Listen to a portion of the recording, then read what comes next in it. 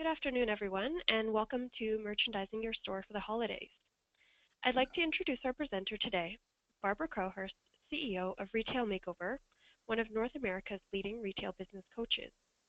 Barbara is also a writer, international speaker, renowned store designer, sales trainer, and director of Retail Makeover website design services. Her comprehensive and detailed approach to retail comes from years of working in the retail industry.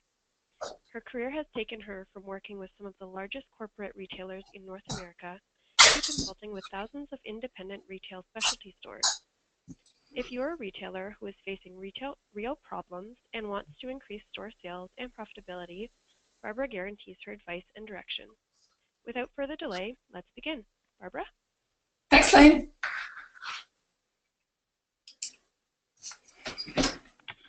Good afternoon, everyone. Welcome to Merchandising Your Store for the Holidays. Before we get started, I'd like to thank the gift show organization for inviting me to speak to you. It's quite a privilege. And also want to personally thank each and every one of you for taking the time out of your busy days to check in on this webinar and see how we can help you today. This is sort of the general outline of today's key points. I'm going to talk about cross-merchandising and lifestyle and how that affects displays, and most importantly, how it affects sales. Looking at customers staying longer in your store. I'll give you the magic amount of time as we go through this. And again, it has to do with customers staying longer in your store. Your sales will go up. But what do you have to do to keep them there? We'll look at how your store layout affects not only the placement of merchandise, but also sales. Isn't that interesting how everything connects? I was asked to look at lighting and how it affects sales. And then for something just a little bit different, it's sort of off the path of Christmas merchandising, we'll look at Christmas promotional calendar. We thought we would put this into this section because it's an important thing to know how to do.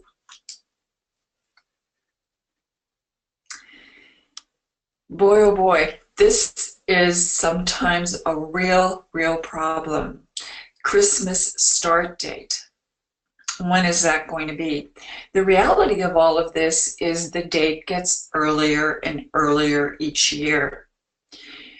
I know there's a lot of pressure on yourselves depending on where your store is, and of course also the whole culture of your marketplace, location, and the pressures of many different things when you do start launching Christmas in your store. But I want you to look at these points that I'm making here. What have you done in the past? Has it worked? Are you getting frustrated that someone in your marketplace area has sort of taken the lead away from you? That people are already starting to spend money where they could be spending money in your store? So what is happening in the retail market around you? You need to know. What are your customers asking for? Is there a need to be politically correct to appease yourself as a business person within the community that your store is? So I'm going to ask you, what date are you deciding to start Christmas? We're going to look at a lot of different things, as I promised, but right now we're talking about wowing the customer. Remember, this is a build to the accompanying webinar that we've put together for you, which is boosting Christmas sales. So my question here is, how are you wowing the customer? What are you doing to wow the customer? You should know. You need to appeal to all the senses of a customer. What they see, what they hear, and what they smell. And if you've never thought about that, you may have to come in and out of your store maybe several times, or have maybe a a secret shopper come into your store and really give you the feedback of what's going on in your store and how you're making customers feel. How are you making them feel? I'm going to ask you, please, please, please, you've got to have a greeter. You've got to have a greeter during the major hours of each day when you expect most of your customers to come in. It's such a lovely thing to do, and boy, will they ever be wowed. These are people in your organization, I hope you have one, or it could be yourselves, that say hello to people as they come in, welcome them, thank them for coming in, inviting them to shop. I hope you have a fabulous shopping experience with us today. Perhaps maybe offering them something, or making them feel more comfortable by maybe taking something away from them, maybe their heavy bags or their coats, or maybe you offer them something, a bottle of water with some cranberries floating in it or some mint in it so that they're refreshed, or a little bit of a chocolate. And then tell them what's going on in the store today and why it's a good day to have come in for shopping. Or maybe call over one of your sales associates and say, we have someone here that can take you through the store. You've got to do this. I know you're going to say, oh, Barb, this is just going to take too much out of us. You've got to make a point of difference. You have to wow the customer. Big question here, ladies and gentlemen. Do your customers feel welcome, or are they an interruption and an inconvenience?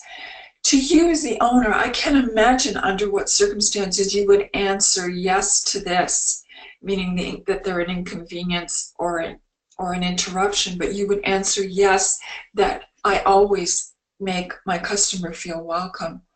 Your staff need to do that as well, because there are two things that people want in their lives, and this goes whether they're in a store or not. They want to feel noticed, and they want to feel welcome. Easy things to do. We're going to skip on to window treatments and how important that is to you, your business, and at Christmas time. You need to coordinate your window displays with what you're promoting at Christmas. So right now we're going to do actually the whole idea of the promotional calendar later on in our time together. But here, the frustration that I see a lot of retailers go through, because they go, I don't even really know what to put in my window. It should align with what you're promoting. All right, so understand that. Once you put the calendar together, and you're going to be so excited, you can roll it out in so many different ways.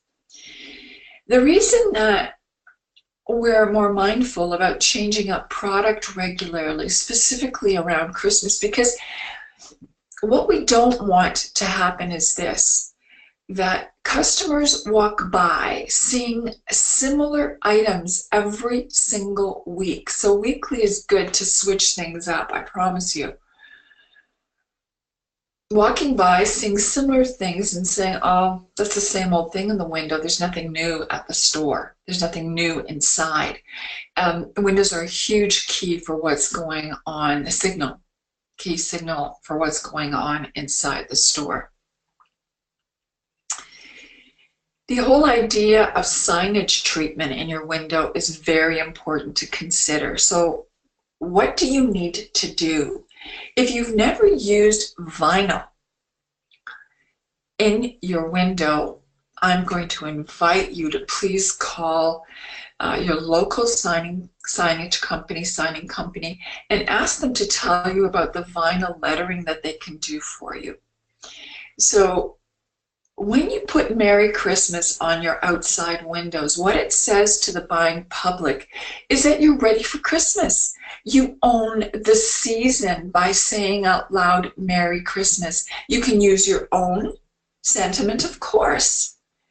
And a great tagline, if you want to use the Merry Christmas, is we have your shopping list covered. Okay, so you see the beautiful Merry Christmas, and then you have a tagline. I believe, ladies and gentlemen, that a professional merchandiser is worth every penny you spend on them. I promise. And for those of you who are struggling to find visual merchandisers in your area, I know that the Toronto Gift Fair has an affiliation with merchandisers, and I do as well. So you could contact either of us and we'd be very glad to help you. I mean, that's what we're here for. We're a resource for you. You can see here's a window that was recently photographed specifically for you. Here, the signage professionals that were hired not only did Merry Christmas in a really clever way in drifts of snow, but we have some natural, deer, natural animals found in outside, birds. What else do we have here? Pretty much we have birds and the deer, but you can see the snow coming down. This is all done in vinyl. Very inexpensive, but boy, oh boy, is it ever a powerful window, right? Let's look at feature displays now. Next, where are those feature displays?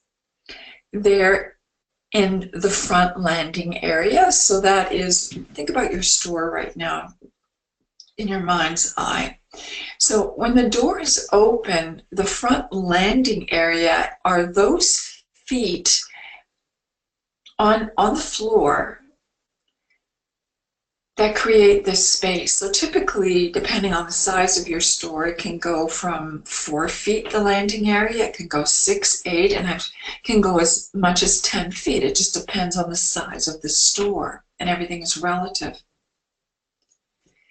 So here at the end of the landing area, so you've given me space as a customer to come in, which is important. Don't be shoving product right up to the front door because I don't feel welcome. I feel like product is starting to already create angst for me because it's too close to me. You've got to give me some space to come into the store. And then right at the end of the landing area is a feature display that draws me close, says come into the store, and creates interest.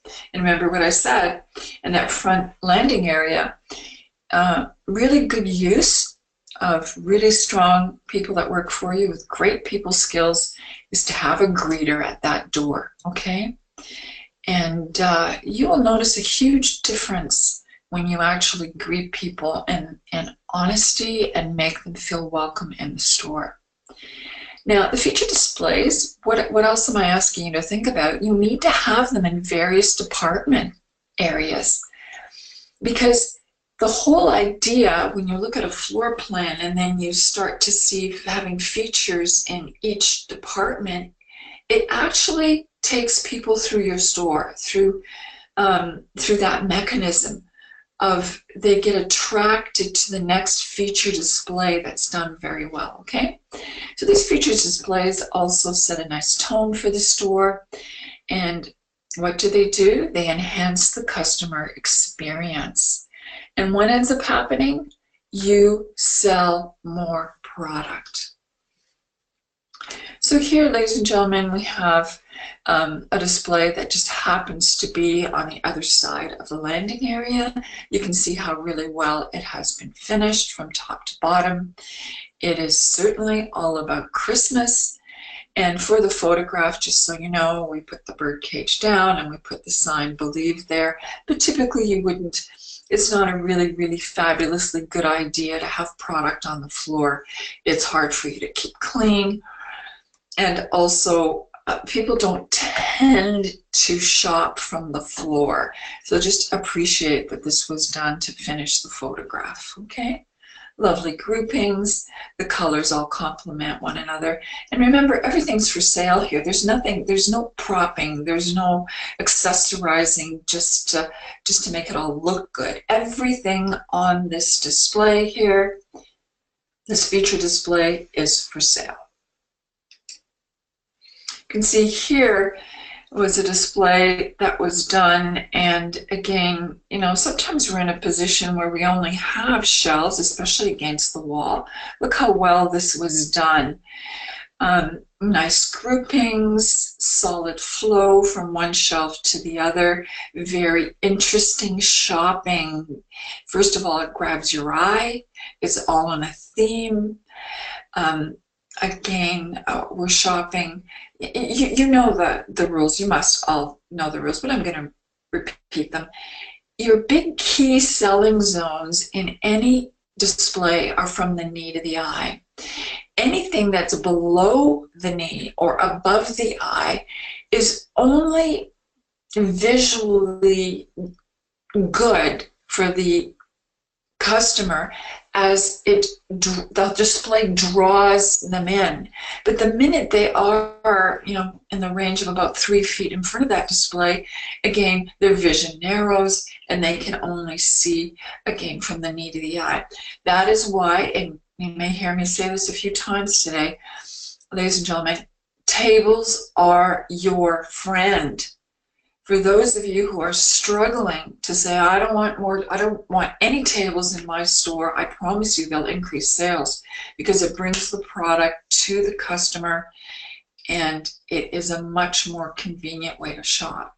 So here, the whole display is done on a table, again, extremely well organized. These are ornaments that are sold in a card shop. And tons and tons of product is sold from this table. If it was done in another way, it would be very disorganized. This is a very organized way to do a display on the table in groupings, and it's very well done from head to toe. Very well done. Let's have a look at this display again. My beloved tables. The reason that we again finished the product on the floor is because that is an aisleway where we have far more than 3 feet. I think we had about almost 5.5 feet. So again, I could finish the display to the floor and those products naturally seem to fit there. Again, signage, look what happened here. That was an old table. It had a leaf down.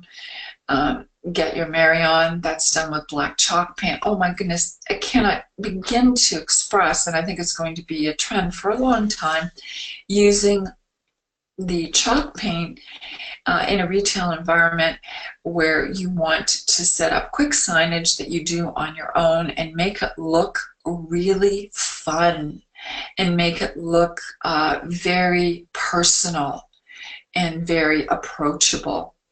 So you can see this store has a myriad of things that they sell. And again, it's a lot of one-offs. There are some groupings of product, of course, but you can see how well the displays are done. The groupings start very nice and tight on the table, and because certain key things have been used as risers, brings product then up to your eye level. Nice, again, tight groupings. All the product just blends into one another. What a pleasure it is to shop in this store. And again, we have a very natural Merry Christmas feel about it. These are really wow displays. Here we have a similar situation. Lots of stuff was put on the floor for the photograph, but then you can see a table was used to mass display products in this feature. A nice full height by using some fixtures that had shelves that literally disappear into the display because of the product that's being used. And almost it seems to go up to the ceiling, where we then, because of some railings that were hung from the ceiling, we have products hanging from there. Really, really a nice job done here. Retailer reminded me of when we did this and how many dollars were sold off of this display. Again, what else can I share with you here? Everything is for this is that's on display is for sale. Everything.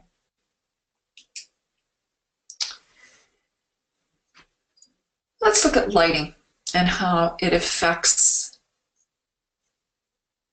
sales. In simple terms, lighting brightens the store and highlights the product. Those are the simple terms. The primary types of lighting is we have general lighting, so that's a main light source for the store. Typically when I design stores and I get involved in, with clients that don't want to spend a tremendous amount of money, I do leave the fluorescence in the ceiling, typically. But then I add other lights. So where we need task lighting, which is lighting that's focused on certain tasks, it could be the front desk, it could be might be another task. Perhaps maybe it could be just outside of the dressing rooms. So we can have some, and say if you have a clothing store where you need dressing rooms, so there we might have some fun lighting. So these could be chandeliers, these could be drop pendants of some sort. If it's a modern, very modern, trendy kind of store, it could be, pendants that are made out of metals. So, those are the whole idea of task lighting can be a combination of track lighting, but can also be, as the next point has pointed out, is accent lighting. So highlighting specific areas, but also creating a wow. I love using chandeliers in retail stores. And again, it's very interesting. So from the general to the task to the accent lighting, we have decorative lighting, which adds beauty and style and theme. These can be wall sconces. These can be lights that you plug in really on tables, and they just add a charm. So just go back to perhaps maybe you've got, let's go right from the beginning. So you have fluorescence in the ceiling.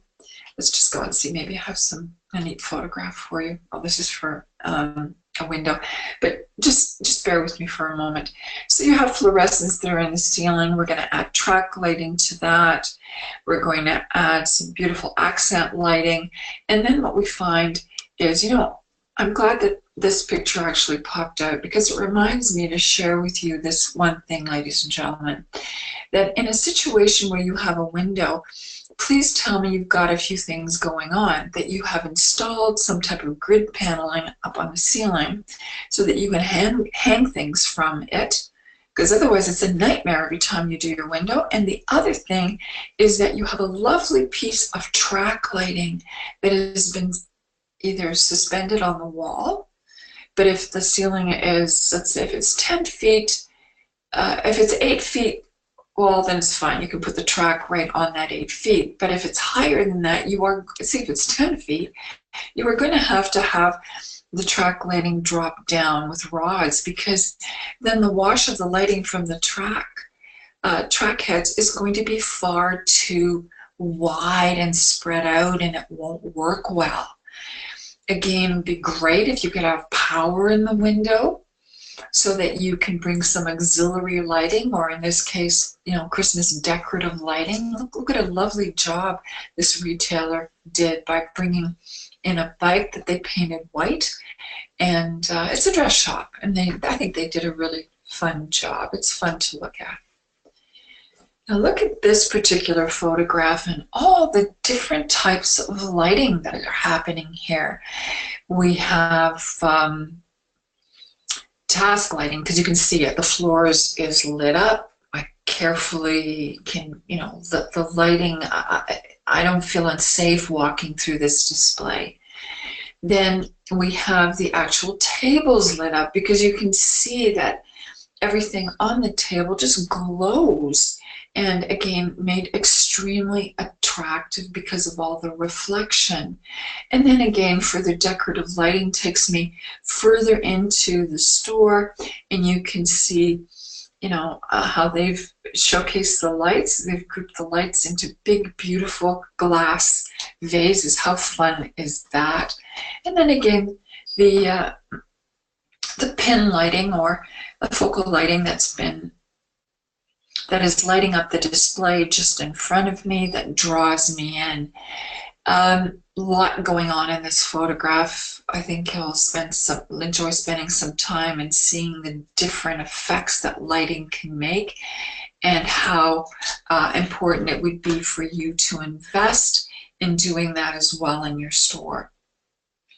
You know, in the years that I've been doing this, I continue to believe that lighting is one of the most important influencers of sales.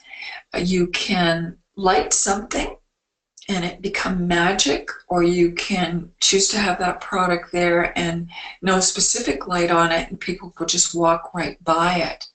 The thing that concerns me, and I know many of you have had this experience, when you have clients or customers that come in that insist on taking your product out to the daylight, you know you're in trouble.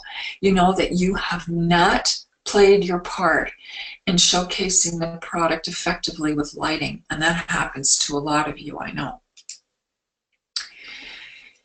The reason I put this particular photograph in is to give you a sense of how harsh a store can look. I mean, it's efficient, it's well merchandised, very, very tidy, easy to shop from, but you can see this one level of monochromatic light. What a sharp contrast it is, let's say, to the slide before us.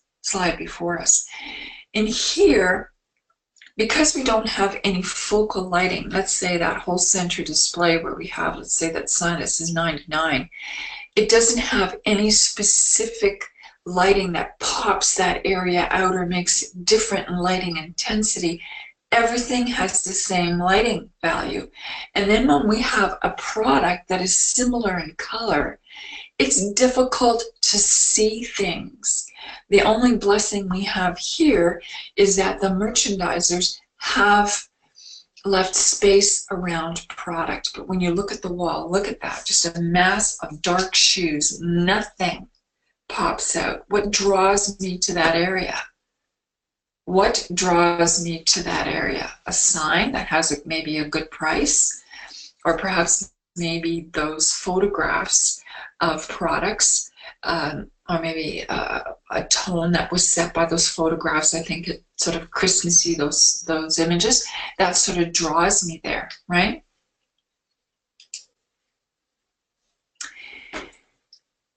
So we've touched on a few things now, and now we're going to get into an interesting area. Product placement and how it can affect sales. I bet you never thought about this unless you possibly have heard me speak before about this. So I guess it would be now almost 25 years ago when I started to notice in the work I did, because I started actually out as a visual merchandiser. So I've had a long career in visual merchandising, and no matter what I do these days, I go back to my love, which is displays. I do it as if I breathe. That is how comfortable I feel with visual merchandising. So what do I need you to know first? This is homework for you, ladies and gentlemen. I need you to list your main product categories by sales performance. So I want you to put in order what your best performers are in categories, just best performing categories, and then all the way down to the ones that are your lowest performing categories.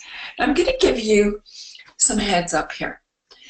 If when you do this exercise on the low end, if you see product that represents less than 1% of your sales, and especially if you see many categories that do that, I'm going to ask you, why is it that you insist on carrying this product in your store when it's such a poor performer in sales?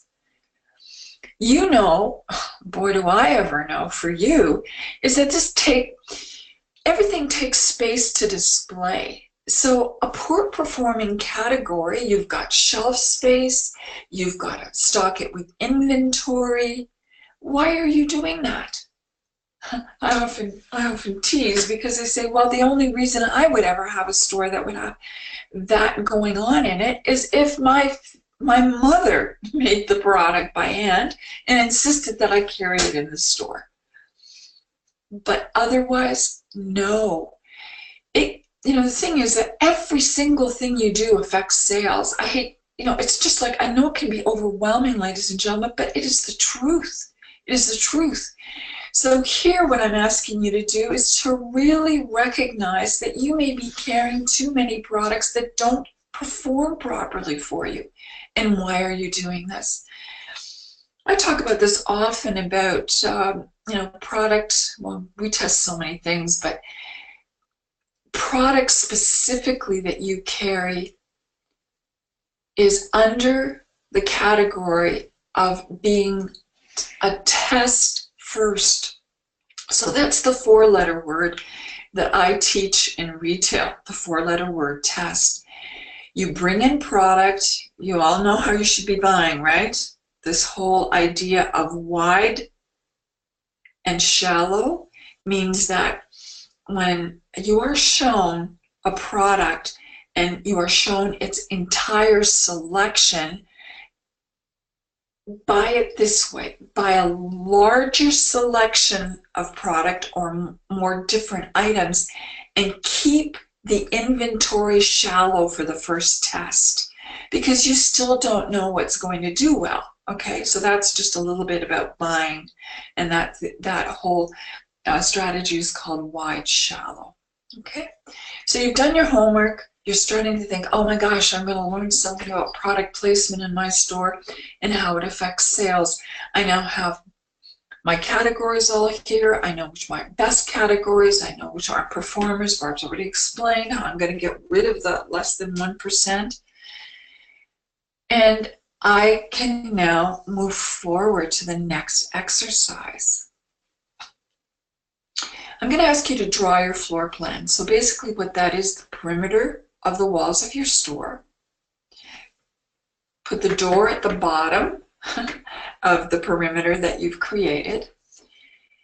And I'm asking that if your store is over 1,000 square feet and over, you're going to follow me, and then once you've drawn the perimeter, you've put the door at the bottom part of the drawing, you're going to divide it into 9 equal sections, all right? You can start your vertical lines and your horizontal lines. The biggest job here is 9 equal sections. For those of you who have stores under 1,000 square feet, I'd very much ask you to contact me at Retail Makeover, and I will give you other instructions because your stores are not big enough to use the 9 equal section part, okay? But for now, for this exercise, because I need you to really start to see how magnificent these ideas are that I'm sharing with you, you are going to also work on the 1,000 plus, and you are going to work by putting in the 9 equal sections into the perimeter drawing that you've created. So, okay, let's all do this together. Now, before I actually do the reveal and show you how the perimeter is all sectioned off, I'm going to tell you what all this means. The system is based on superior selling areas, on prime selling areas, on average selling areas, and on non-productive areas, and I'll show you where they all are. So remember the list that you made of all the categories that you sell? So the very top categories need to be placed in the superior area. And then we go down the list and we'll start to see, as we start to place things in the store, we have a prime selling area. That's the next section of product. And then in the average section, I always put the cash register in an average section because it's the right thing to do. I've been doing that for, my gosh, nearly 40 years as a store designer. And then we have those niggly, yucky corners that we have such a hard time selling from. There it is. I proudly call it the Retail Makeover store layout and store traffic flow. There it is, ladies and gentlemen. Now, start to look at this. We've got the perimeter walls. Our door is at the bottom of the drawing, and it is where the middle S is. That is where in this drawing the door is. But the doors can also, using this configuration, be on either side, on an angle where the P and the S is. Again, if you have a different configuration, what you need to do is let me know, and we can talk about it. We can customize it for you. Why S's in the middle, Barbara, and then off to the right? Well, that's a really good question. We're a right-handed society. We come into places of business, and our natural instinct, if the retailer hasn't blocked our way, is to go to the right. Our natural way is to come in and go to the right if there's no architectural problems with coming into the space. You know, I laugh about one time when I was designing an area, and it was an old bank site. And of course, removing vaults, ladies and gentlemen, costs tens and tens of thousands of dollars. It's not something you remove lightly. We kept the bank vault in it. We took the door off, which cost enough money to do, and we sort of used it in an interesting way for merchandising some product. So best product to the right, because we're a right-handed society. Again, stores that I've designed in England and in Australia over the years, it's reverse, because they're a left-handed society. The way they drive, and very many different other orientations. So the stores are flipped when they're designed. So I understand that bottom S is an interesting space, because remember I asked you for a landing area, give the customer some space. And then I also asked you to put a feature. So at the top of that S, that's where a feature would be. And if there isn't any more room, because you have to create aisleways and you have to get people to go, down the store, that's all that you may be able to deliver there. And that's fine. Now that I've shown you that, you're going to say, now I understand what I have to do here in my store. When you go out shopping yourself, you are going to notice in stores that do a good job that they have this landing area and a feature display just at the very top of that S. So I design stores this way, ladies and gentlemen, that traffic goes from the front to the back in quite straight linear lines, as it has to do with the aisleways, and then across the store in a similar way. Very, very organized way to create departments and to put product in it. Now again, depending on your square footage, depending on how that list of categories works out, will also determine how many category products you can put in the S space to the right of the landing S, and the S space above the first S space to the right. So you're thinking, oh my gosh, so now what do I have to think? I have to think of 3-foot aisles. I have to think of getting people nicely through those areas. I have to think, what fixturing do I have? And my goodness, I have to think, what product am I putting in there? That's a complicated set of things to be thinking about. Now, many of you have been in retail a long time, and you'll find this so helpful because it helps you get organized and helps you put product like where it should be, and that the product placement will influence the sale of the product. If you're struggling with this, ladies and gentlemen, the best thing I can suggest is the first thing I said was you should hire a visual merchandiser, because they will definitely help you with the placement of the product. And now you know about Retail Makeover. It'd be my pleasure to guide you through this and update this specifically for your store. So after you've placed the product that has then, you know, best sales to lowest performing sales. In the S space, as you start to fill up your P spaces, again, thinking about the space. You know, is a window in play? Do we have wall space? Do we have cabinetry on the floor? Do we have tables on the floor? Because Barb said we need more tables. This sells product and it's so versatile and it's so easy to use.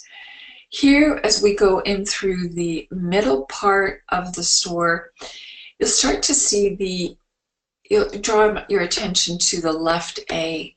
Typically, when I design a store, that is where I would put a cash register. I feel actually quite sympathetic for retailers who, you know, I may start working with, or we're doing an analysis on a store and they just want my feedback as part of the working together. And I see the cash in the P, or in this case today when I was working with a client, they have the door in the right S space, and then right next to it, the P and the S, that's where their cash is. I'm just going to ask you a very simple question based on what I've just shared with you. Why would you put your cash in prime location that should have product in it? Why are you doing that? So now, where have you put your cash? The other place that I would consider telling you to put your cash would be in the back A, but it would be put more towards the front of the A, as it had to do with where the square footage was. All right. Let's talk about those N areas in this particular store layout plan. Really difficult to get clients all the way to the back, or really is it? Have you decided to attract them there with signage, with sound, with maybe a different level of lighting? Have you decided to pull them back there with color? Color on the wall, that's appropriate. How about color in the product? How about size and scale of product back there? It can be so challenging sometimes, but perhaps what you need to do is you need to make sure that your sales staff say, please don't miss going, especially if we're still not in the fully engaged part of working with a client. Make sure you go back to, you know, the back of the store there, just in the corner. We have a real treat for you. We have our clearance area, or we have our specialty, this area where you, so the thing is, you're talking about, please don't miss going to the back. For those of you who are store gazers and watchers like myself, you will notice some of the most incredibly forward-thinking stores that are designed will have full video walls on the back, with, if it's a dress shop or it's a men's fashion store, with beautiful fashion shows running on the back wall. Or it can be, you know, in a fun store that really gets it, and they see themselves as entertainment. They could have, my goodness, a video playing on it of an old movie, or a classic band, or a beloved band, or a pop singer singing on the screen, and it fills the back wall, and you can't help but go back there and go further into the store and keep shopping. So I hope you enjoy what I've shared with you as far as the store layout and the store traffic flow, because this does make a difference when you do this. Okay, hopefully you have enough time to do it before Christmas. On this page, I'm sharing other store layout rules. You know about the landing. This list will help you keep organized. You know about the 3-foot aisles. And why am I so strict about the 3-foot aisles? They really are a minimum. The person is standing in front, excuse me, in a 3-foot aisle, and another person comes down that aisle, you know what ends up happening? They leave because there's not enough room even for that person to pass. That is how critical these 3 feet are. And I don't really want to have customers being chased by other customers through your store, because that's not ideal. You have to promise me as a customer that you bring me into your store, that you make me feel comfortable, that your store layout says comfort all over the place, because if I decide to stop here because I look at this fabulous feature display, that, for an example, that there's enough room for me to stop comfortably, and that there is more room for someone to pass by and I can stay shopping there. So you can see how important. Sales go up, ladies and gentlemen, when you have gone through your product, that anything that has been in the store for 12 months or over is invited to leave. Why are you holding on to it? Get rid of it. Put it down in price. Get it out of the store. All right? Leave room for product that should be there now, that is current product. What ends up happening when you start to do this inventory shakeup is that you need less fixturing. You've got merchandise in your store that is first merchandise that will sell today, not clogged up with old stuff, less fixturing, wider aisles, and I promise you sales will go up, because they always do, because all of a sudden the store just feels roomier and people stay longer. So on this fabulous checklist about rules about store layout, you can see I've asked you to think about the tables. I've asked you to please not think about it, just do it. Reduce dated stock. Get rid of those fixtures that clutter up your store. And I'm going to ask you, my hand on my heart, could you please neutralize your store in color? When I come into, and I'm going to ask you to join me, into a store that is so full of color, fixturing, every different color, walls all over the place in color, you've lost control. How are we going to place product then into these store environments that are so full of color that the environment, the store structure fights with the product? We've got to stop this. So neutralize the colors of the store so that they then welcome whatever color you bring into the store that is featured for that season. I'm going to give you a few more bits of information here about adding a Christmas product to your plan. You want to create a Christmas department up front in the superior space, just in the S space. Absolutely no question about it. People walking by, people walking first in, they see that you mean business. You've got Christmas set up right in the superior space. But following that, each department should showcase Christmas product in some way or be accessorized for Christmas, all right? And then please, please, please don't forget signage. It is like a signature to the end, at the bottom or at the end of a great display. It is just a signature. It gives me information and it engages me. It makes me stop. So please do it. We're going to talk about effective displays across merchandising displays. They're lifestyle displays and they sell more product. So many of you are not doing this.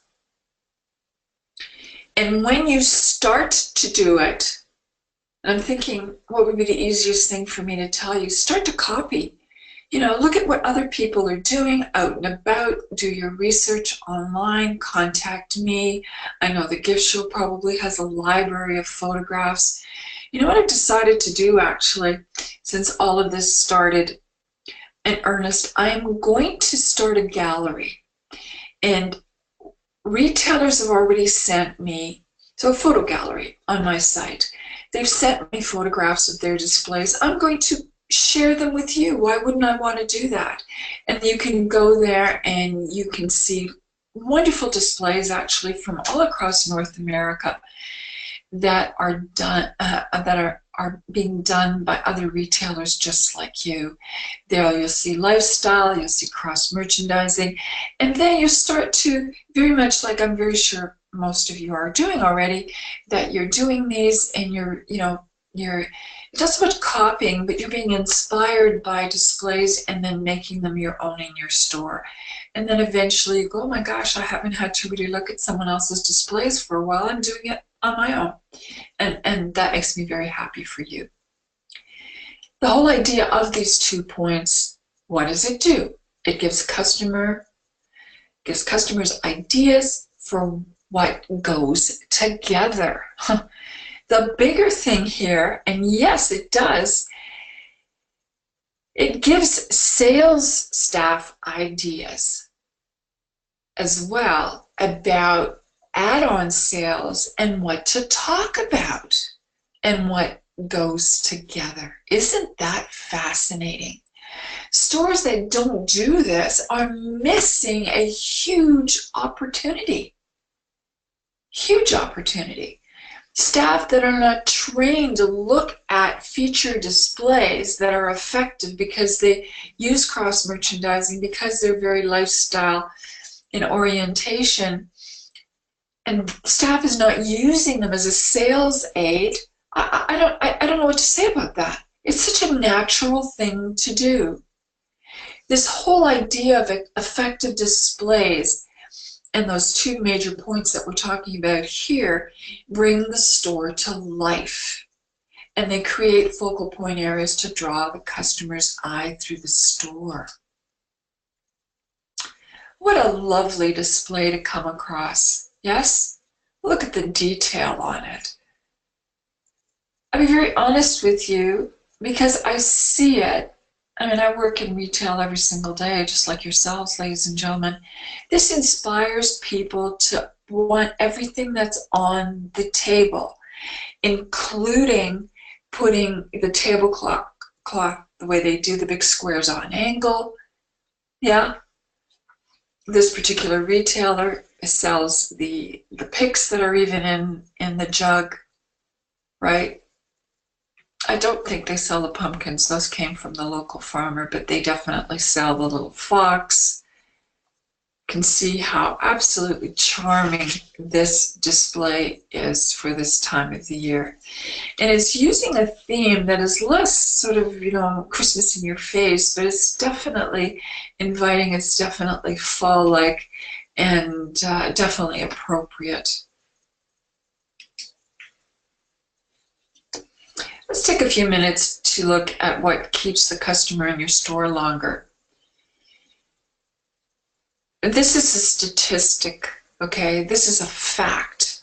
Sales increase the longer customers stay in your store. As a matter of fact, we've got a 7-minute rule going on right now.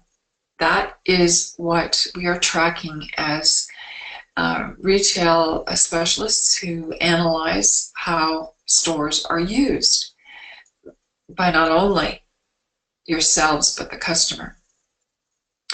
But here's a few things that have to happen. You have to have staff that are people-focused. Well, what does that mean?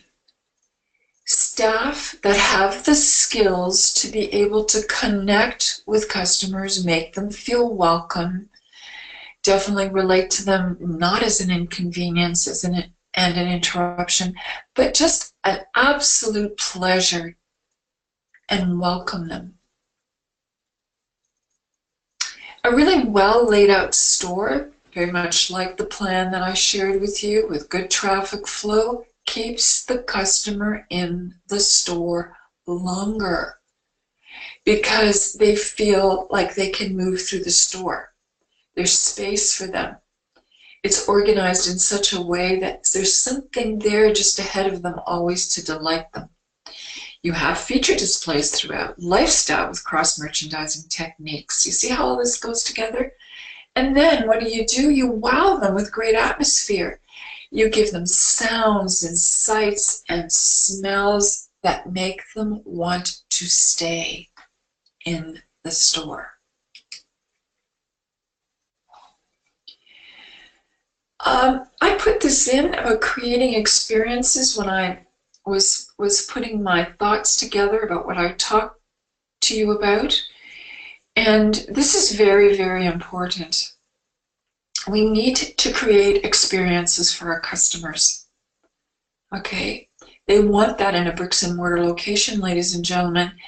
They spend part of their shopping time online.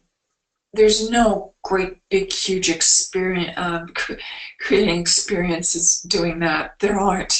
You know, maybe there's visual, and there's a visual experience online, but it isn't until they get to the store that they really have, you have the opportunity, and they will then embrace the experiences you're creating for them. What does that entail? You need to have convenience of shopping. You need to extend shopping hours. You know who I'm talking to, you know, the people that have stores in downtown areas of smaller towns that, you know, you have bankers hours usually, which is very frustrating because people want to shop when they finish work. You know, don't push the consumer out to go to malls when they could be shopping in your stores. Extend your hours, make a commitment to this. Are you the retailer that is going to create experiences by giving private group shopping times? Isn't that fun? Create the fun. Have you decided that you're going to have expanded assortments and you're going to talk about them in your social media, in your website marketing, in your email marketing? Expanded assortments, lots to choose from, that you talk about your pricing as being, you know, the best that you can possibly deliver to your clients. I love this, ladies and gentlemen, because we've got to hit it where it's important. Delivery, yes, delivery, in one of two ways. Does someone shop on your website? And again, I'm saying I'm keeping my fingers crossed and everything else that you actually are starting to embrace the concept of having a website that has a curated information on it. It doesn't have to everything you sell, but the top things you sell, and that you have seen your way through to plugging in payment onto your website, and then you're saying, come in and pick it up at the store. And you're saying, for your convenience, ladies and gentlemen who shop online and pay for the product, reserve it, just drive it to the front of the store and we will gladly, you know, text us, phone us, tell us you're there, and we will deliver your parcels packaged, ready to go to your car. Or go online or phone us and secure the product from us. And guess what else we'll do? We will deliver the product to your home. Now, for those of you who are pushing me back and saying, Barbara, I'm not interested in creating that kind of experience, you're missing some real opportunities here, okay? Because other companies are doing this, not necessarily other independent companies, but the larger ones. Why don't you want to play like the bigger guys play? There's no reason for it at all. Create that experience. Create the parties, create the VIP events. Perhaps maybe it's time for you to embrace this World Christmas Market that is a craze this year. My goodness gracious. Of course, for those of us who have traveled abroad and we know what Christmas markets are all about in some of the fabulous European countries, which I've had the pleasure of just doing recently, But the Christmas market concept is so cool here. How can you make that your great experience in your store? It's happening. It sort of was a slow start, but I'm more and more helping my clients that I coach put pop-up stores in and around where they have their main store.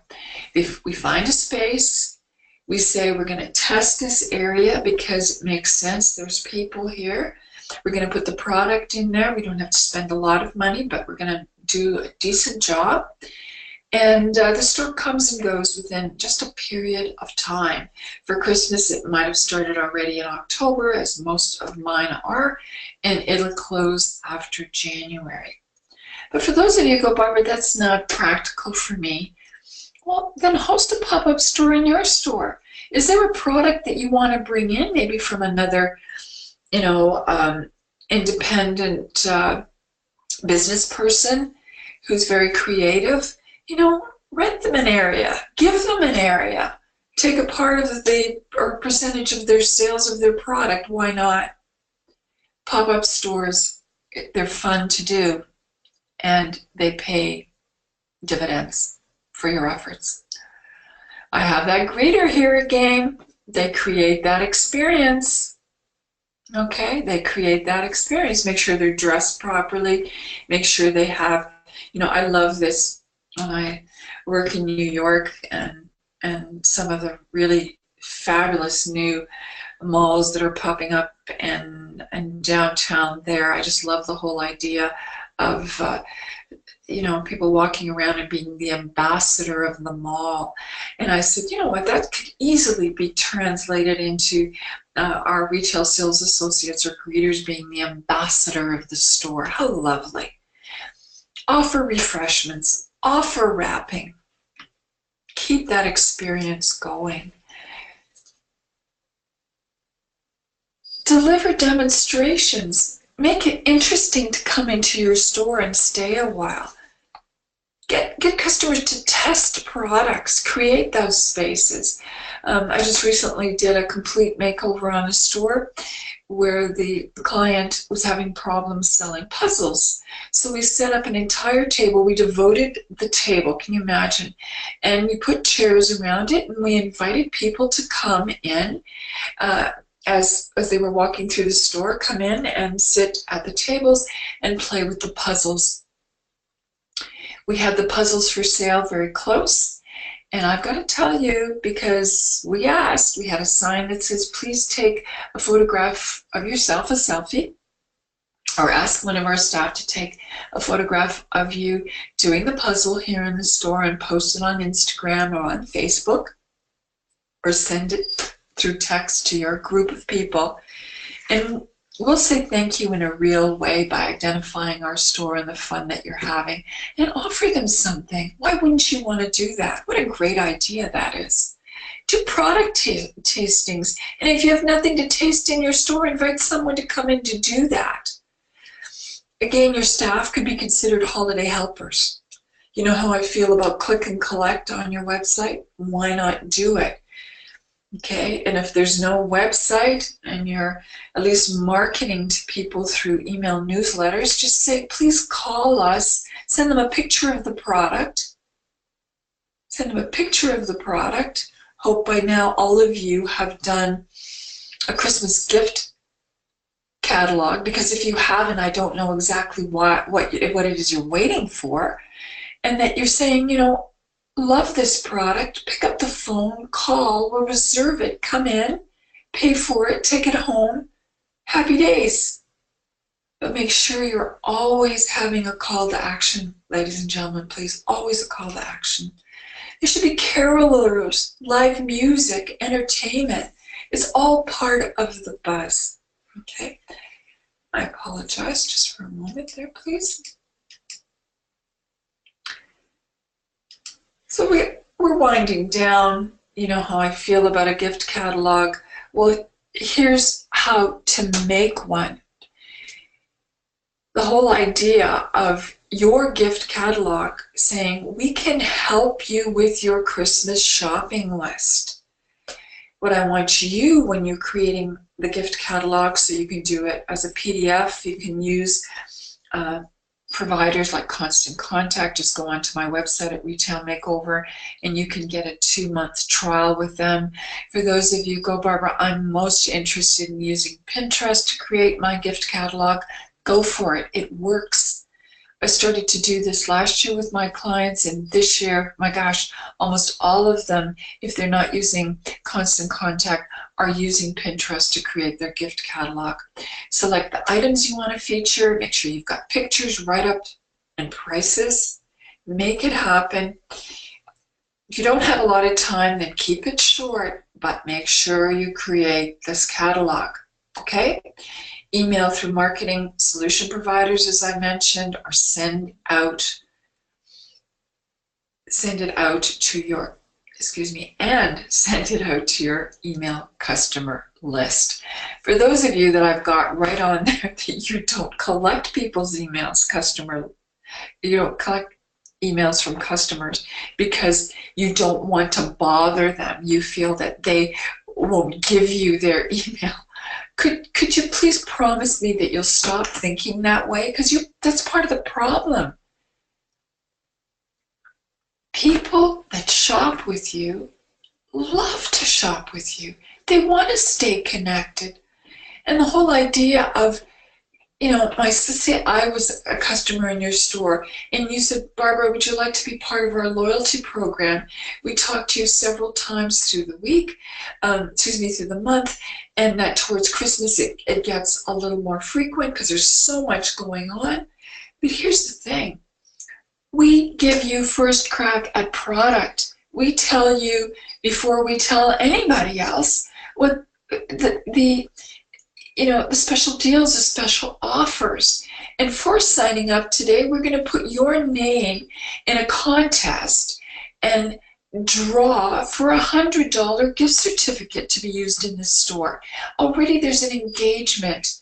There's a why it's a good idea for me to be part not only of your loyalty program, which you then explained to me, but part of your family here at the store.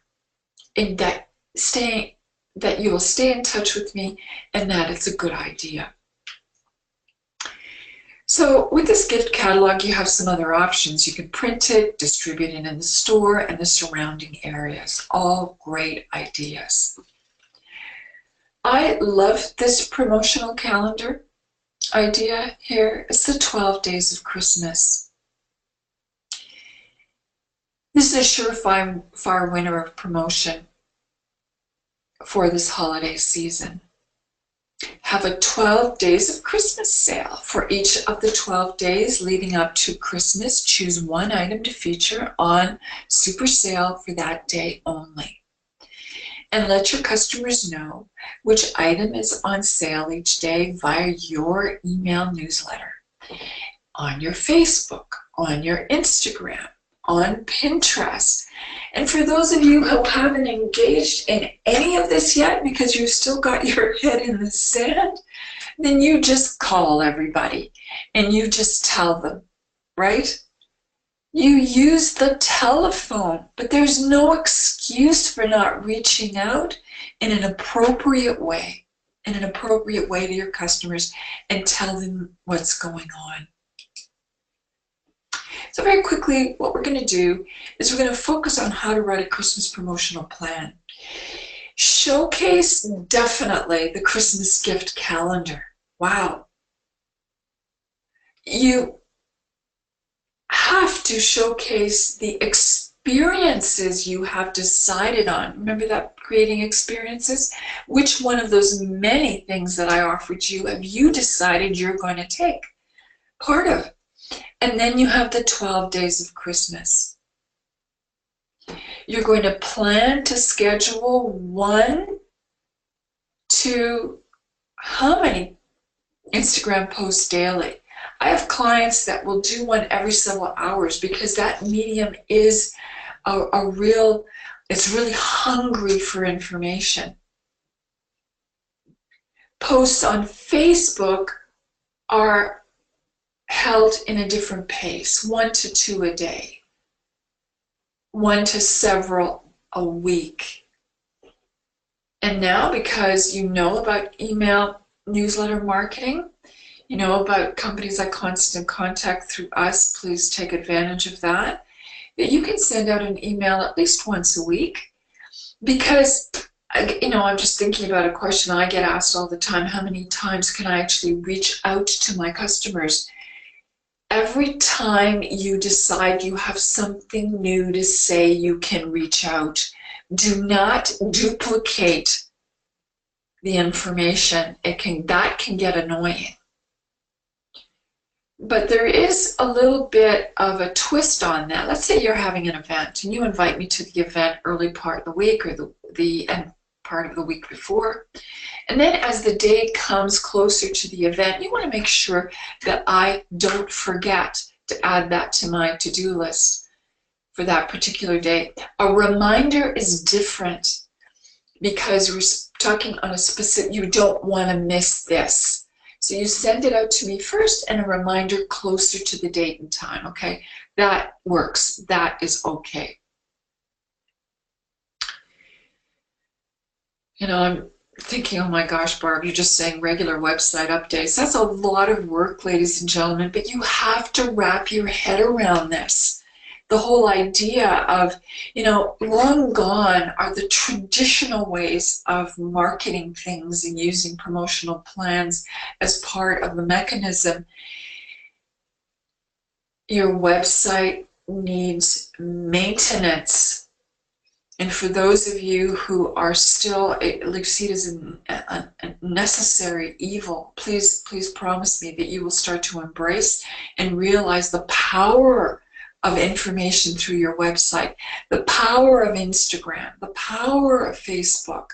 This absolutely superpower. As a matter of fact, the number one power you have in all of that is email marketing through a regular newsletter. All of this activity, right now we're looking at Christmas. These ideas can be used, as a core all through the whole year. This just doesn't happen at this particular time and never to be done outside of it. It's just part of how you have to be now. Increases awareness, and when we have awareness, we increase traffic, and when we increase traffic, what happens, ladies and gentlemen? We increase sales. So as we wind down, I'm going to ask everyone to please send me your email, and I would love to send you my podcast on the essential strengths of retail sales associates. You can see my email is very easy to remember. It's retailmakeoverca@gmail.com. And I thank you. There I am. Oh my gosh, I have to share where that picture came. So that's a circa picture for sure. And there I am playing Santa's helper. I organized a children's Christmas party for 1,000 children for a company I used to work for before I became self-employed.